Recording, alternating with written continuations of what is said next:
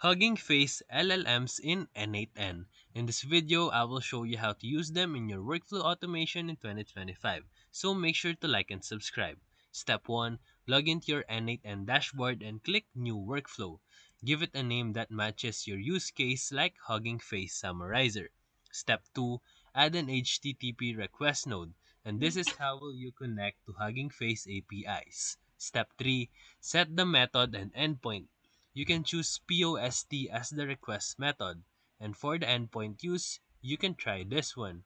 And then replace the model name with something like this. And then step 4, add headers and authorization.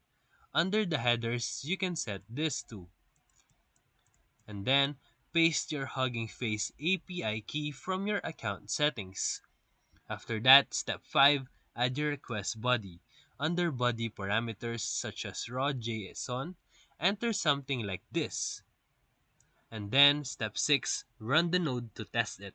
Once it works, connect it to other n8n nodes like email, Google Sheets, or Discord for automation.